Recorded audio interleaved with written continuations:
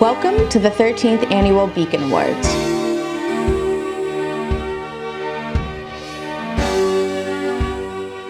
Each year, Shore Publishing's Beacon Awards recognizes a few of the outstanding individuals who selflessly fulfill the Shoreline's promise of a place of opportunity, well-being, and safety for all.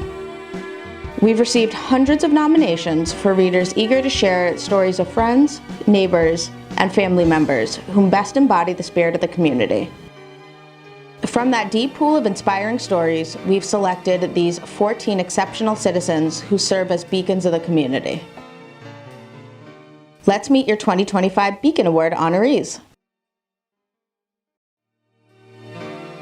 Patrick Bryan, Chester. So I've volunteered to help with Chester PTO, Chester Elementary School PTO, with the Halloween event and a couple other school events that they have, with the John Winthrop Middle School musicals, and some with the high school, Valley Regional High School, and Community Music School, which is in Centerbrook. For a variety of them, I make things like sets and props and games and decorations and all kinds of things for the events. So on the stage, all the actors sometimes use different kind of props in the sets, so I will make that sort of thing. Things like a tombstone and a boat or whatever like that. A lot of times, again, we'll just have to make them for the stage. Try to help tell the story with the set as well, in addition to the characters, being able to tell the story. Plus, it kind of enhances the actors, letting them have something to work with, makes them feel a little more real, like they could get into their characters better, become part of their stories as well, their own story as someone who participated in the musical, and it just is kind of fun to be able to do that. And for the elementary school, the town runs a Halloween event, and the elementary school runs one of their major fundraisers through the Halloween event. So they usually hold a carnival and looks like a haunted cemetery walk. So I would design displays for the cemetery, and then I would help run the whole cemetery walk, and then I also designed games that the kids would play as part of a carnival games, and then usually set them up and take them down, and then help people, show people how to run those games during the event. Jay Carlson, Guilford. I am with Special Olympics, Connecticut Special Olympics. I am with Unified Sports through Guilford Public Schools. So Unified Sports, and I double dip. So I take my Unified Sports from Baldwin Middle School, which is where the program first originated, through Bill Wallach, who was an absolutely wonderful leader. And we started the program here. He introduced me into the program, my son, my oldest son who has Down syndrome, and his brother as a partner and an athlete. And we grew with Bill from Baldwin Middle School up to Adams Middle School. And then the program became part of the high school program. And our mission and our goal is to make sure that individuals are welcome and inclusion is welcome. And we develop leaders who will eventually end up out in the community. So it is a student-driven, from the word go, a student-driven mission on both levels, whether it's Unified Sports or whether it's Special Olympics. And I will take a lot of the individuals from Unified Sports out of the schools and bring them over to our Special Olympics side so they can continue even outside of the high school. I think what I admire so much about Jay Carlson is that she's ignited a fire in our community when it comes to inclusivity. Jay's motto is "Be the change," as students are coming across 4 different schools into this environment for the very first time and learning about each other's differences at a whole new level. The work that Jay has done with the Unified program has really elevated what inclusivity means on so many levels, and we at Guilford Public Schools are very grateful for that. Laura Francis, Madison. I was on the Jeffrey PTO, which now it's Neck River Elementary School. I was the PTO president there for the last 2 years. Now I'm just part of the PTO, and I'm on the board of PLA, which is an organization called Peace, Love, Accessibility. So it started years ago as a Girl Scout co-troop leader for my daughter's troop. And I had 2 friends that I grew up with that have Friedreich's ataxia, which is a rare form of muscular dystrophy.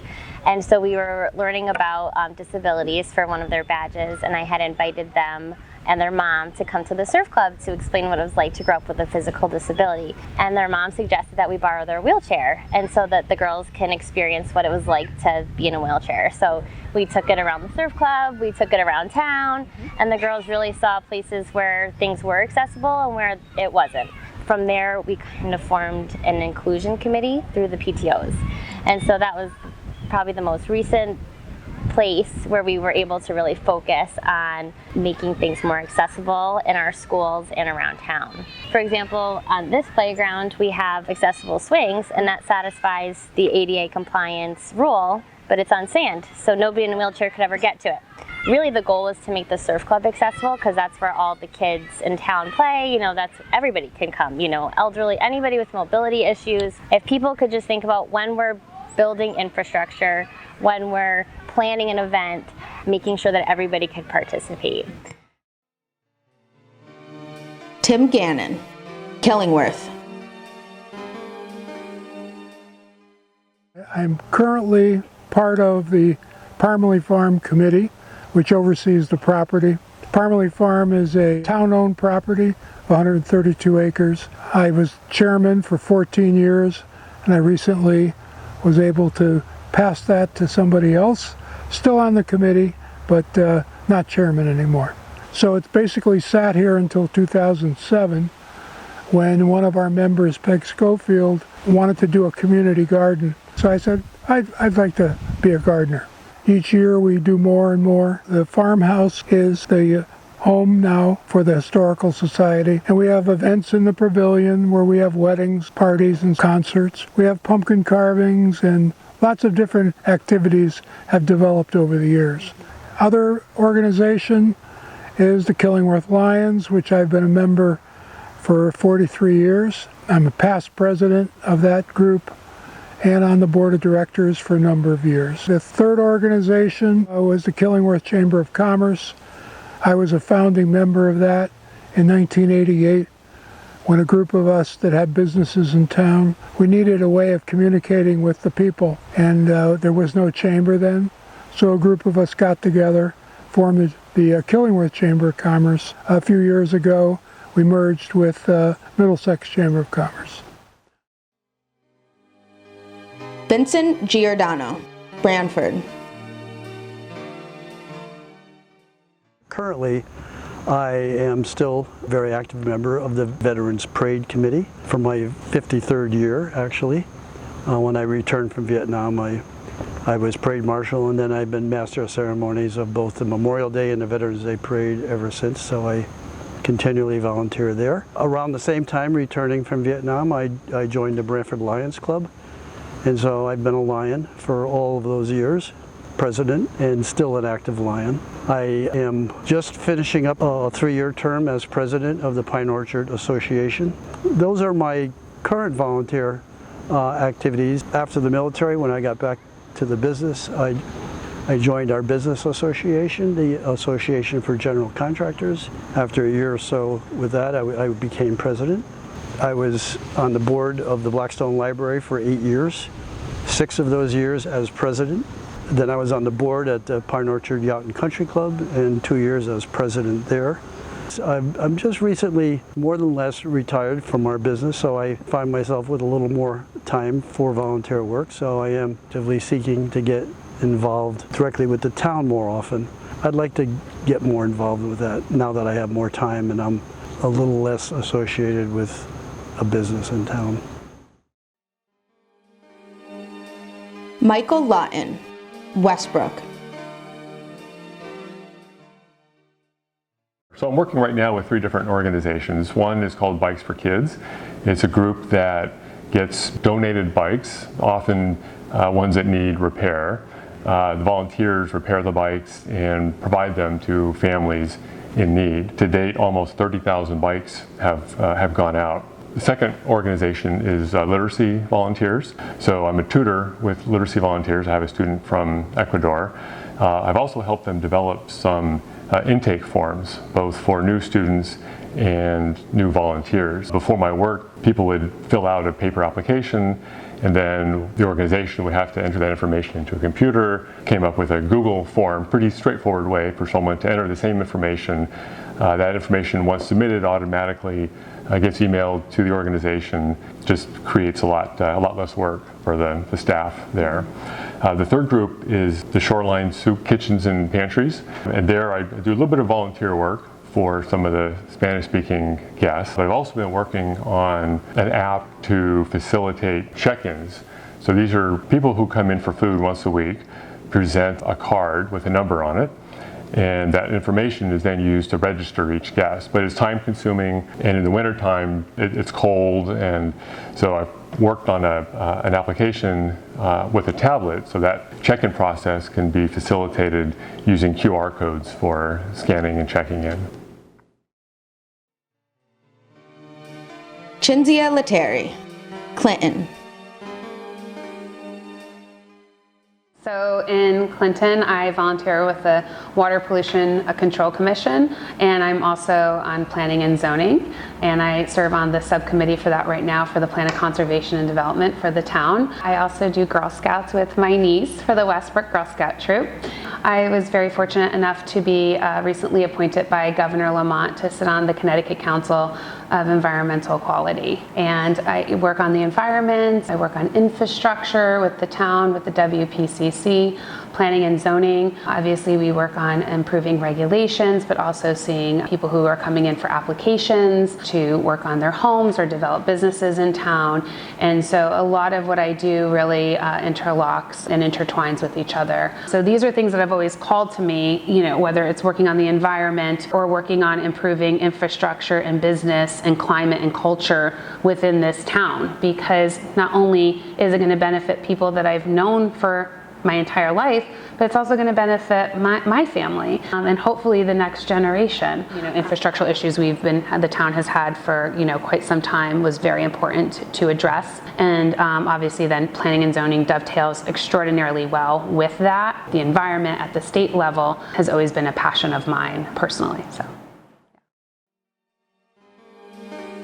Jim Lockhart, Deep River. I volunteer for the Stuart B. McKinney National Wildlife Refuge, and my role as a volunteer can vary depending on the needs of the refuge. There are 10 units in the refuge. This, in fact, is one of them. Okay. This is called Salt Meadow. The units run along the Connecticut shoreline as far as Greenwich, Connecticut. About half of the units are on land and half the units are islands. The refuge has a full-time staff of about 5 individuals, especially during the spring, summer, and fall months.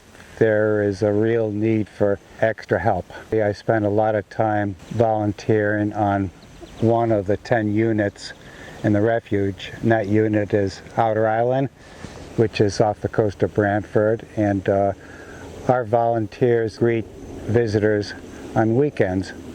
We offer tours, and basically we make sure everybody stays safe and has an enjoyable time while they're on the island.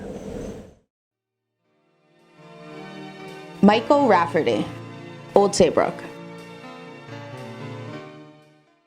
I've been involved with the Youth and Family Service from my first day of working here on November 19th, 1990. All the administrators had a meeting at 5 o'clock in the dark over at the office.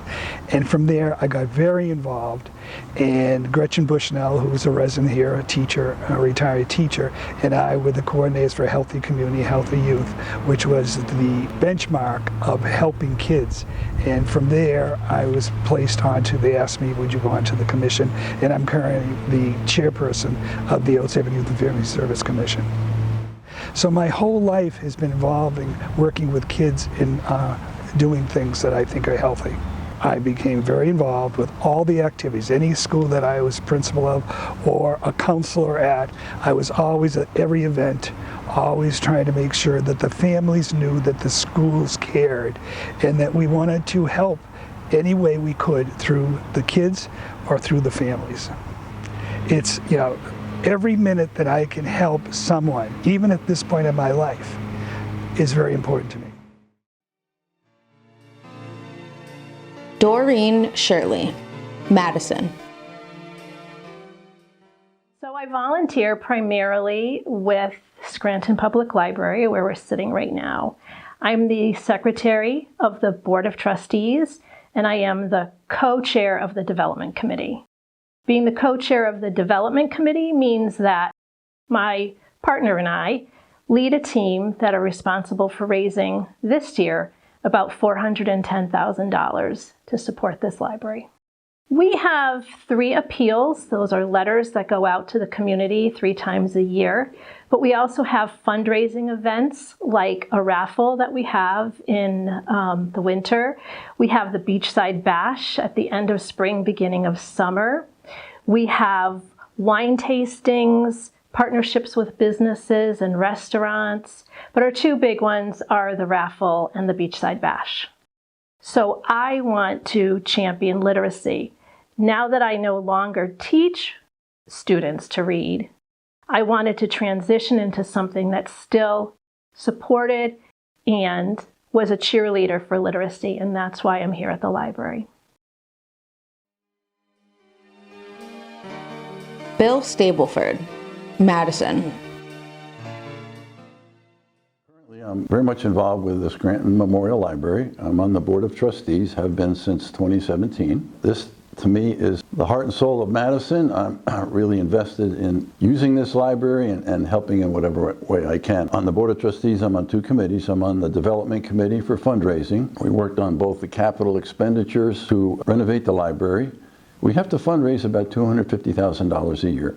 I was also just chair of the Buildings and Grounds Committee for 4 years. This is a very complex, brand new high-tech building with geothermal HVAC and solar-powered electricity, all kinds of electronics and computer operations that need to be serviced and maintained. And then we also have 2 outbuildings on the property, one of which was just completed, a full renovation. That's the old post office across the street. And then we also have 24 Wall, which is currently painted, and new gutters on the exterior, but we have yet to determine the future use and funding for that building.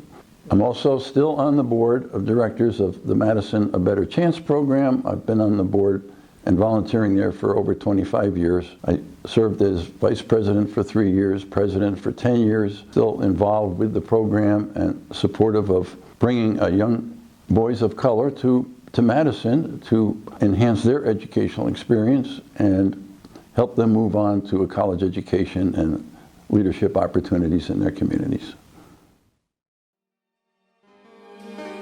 Lorena Venegas, East Haven.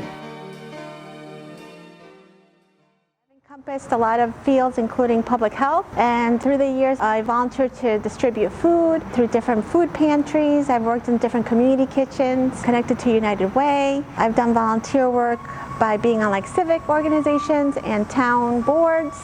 And also nationally, I do work with organizations that deal with wetlands regulations and education on educating citizens about environmental justice. On the side, I do have a moms group called Moms United in East Haven, and when my children were little, I participated in a special education IEP individual education plan meeting for a mom that only spoke Spanish.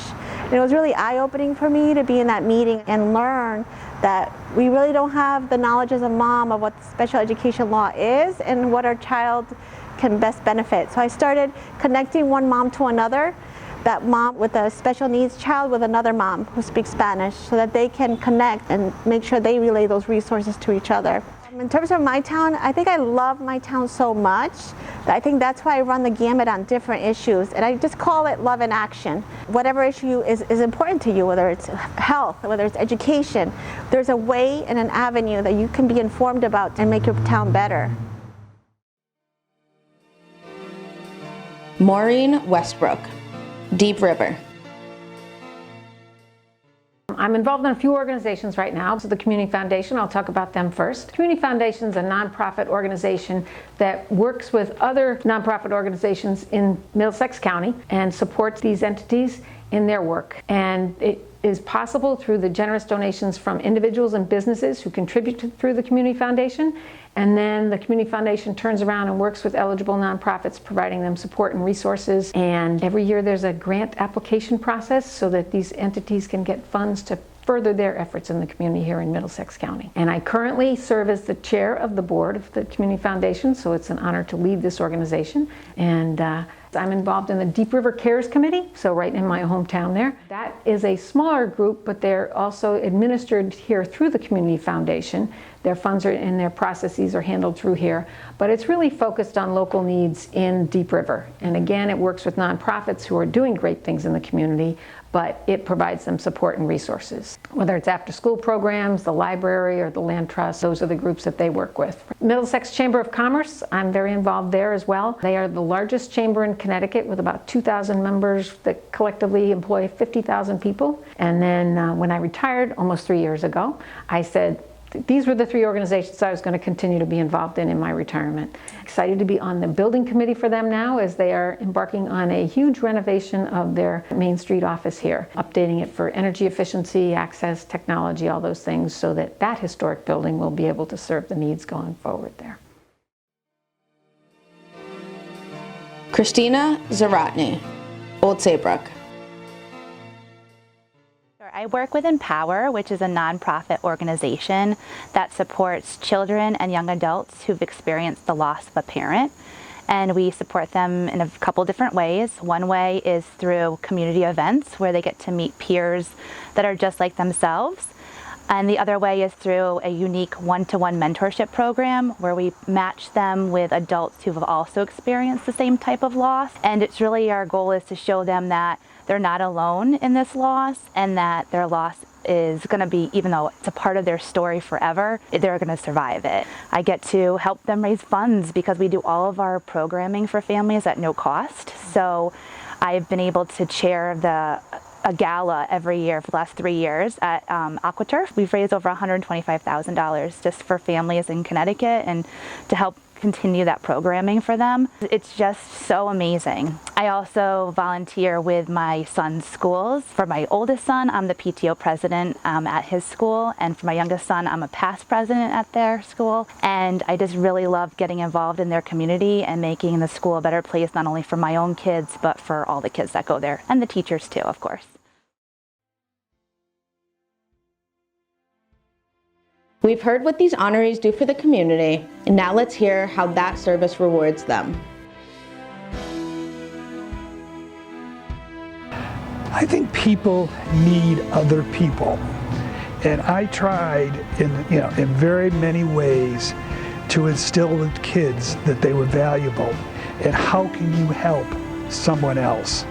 Every minute that I can help someone, even at this point in my life, is very important to me.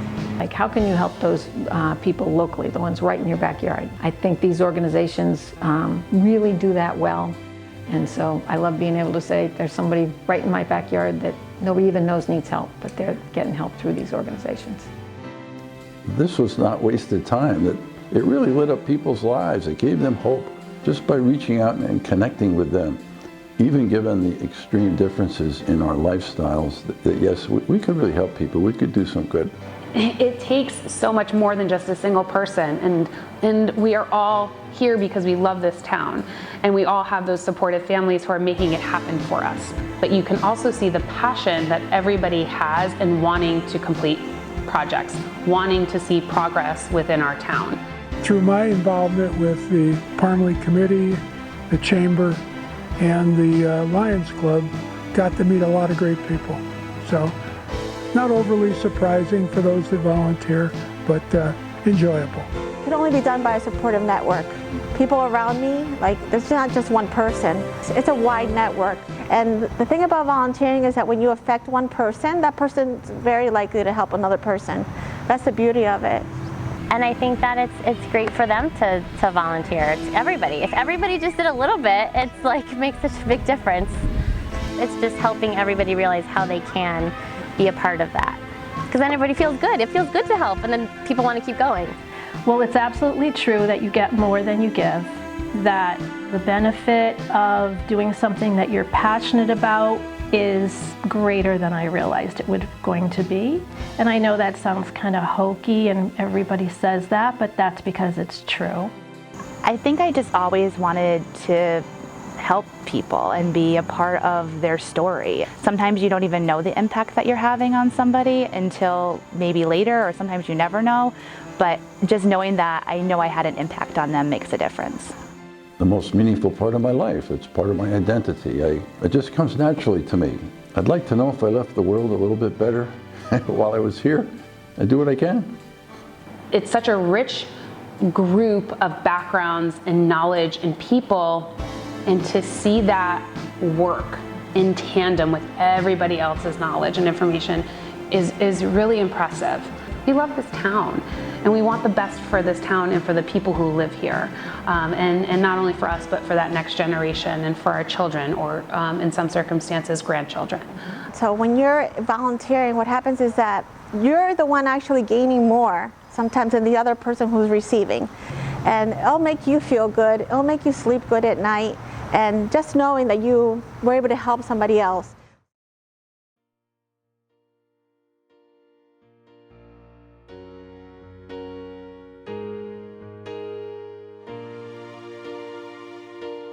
With the Soup Kitchen, Kim Howley has been kind of my partner in crime in working on the app, but with support from Amy Hollis and Bob Eberg.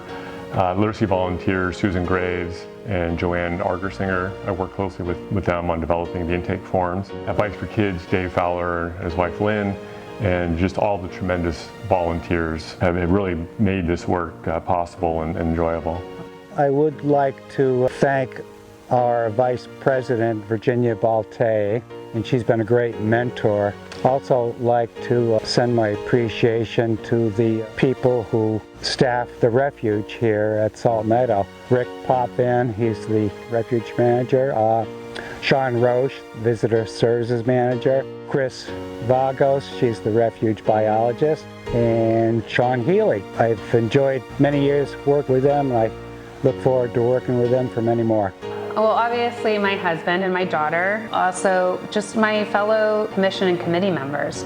This award goes to all the people, not just one person. It's never, ever just one person. I just want to thank them for serving with me to progress this town that we absolutely love. I think I'd like to recognize Selectman Al Goldberg. Al Goldberg, as a selectman, was very supportive to me in my role as chair of the two committees, so I would recognize Al. It really takes a village, just like anything. And I feel like there have been so many people I've met along the way. Sarah, who nominated me for this, and all the other people I've met through PTO and PLA. So many important people in my life that have helped me to keep going. Well, the first one would be the Old Saybrook Youth and Family Service, and Heather McNeil, who's the chair. She's a wonderful person, but she's a great director, and that's because being a counselor, she understands. Secondly, I'd like to thank Kyle Fortuna, who is our first selectman, because Kyle has always been very involved. And the third person I'd like to thank is former Chief of Police Michael Spira, because Michael Spira was the first resource officer in town. The most and the brightest and the highest, of course, is my wife, Linda. And my children also have been very, very supportive, as well as my employees, family, friends.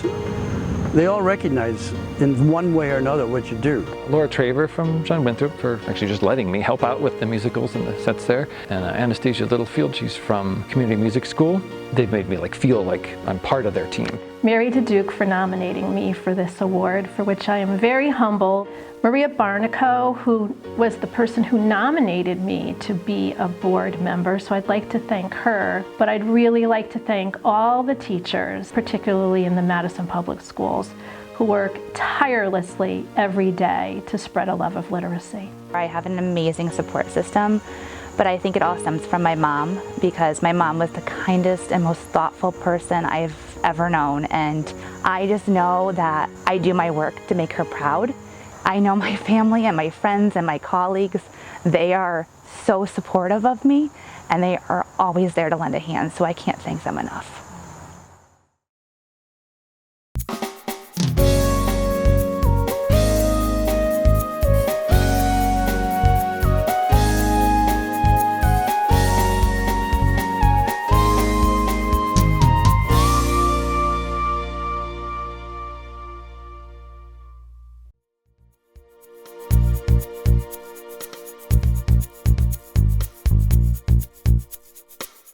because you're going to edit this. You have to get this to 90 seconds. Good luck. Chris, you have a big job to narrow this down. If you asked me 3 years ago if I would know this much about waste management, I would tell you you're full of it. Literally. Yeah. While potty training is also fun too. Literally up to here. So that's one of the things.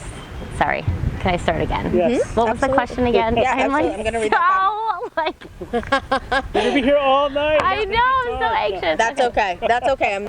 Feels good, and it's good for, that's a terrible answer. Can we not do that? Can we skip that? Can I do that again? No, you can't. Good. Excellent. That's it? You can stay here all day if you like. Well, I want to talk about all the other things I do. Funny stories. Oh my God, I wish I was prepared for that. I can probably think of 10 of them. I think I'll have to get back to you on that one. I think what I'm most grateful about with Jay Carlson is the fact that she's ignited such an incredible. Oh, I gotta look at Eyes you. on me. I don't pay attention to the camera. I'm not looking at you anymore. All right. Yes. Yeah. From the top. Did a good job, Chris. You did a good job.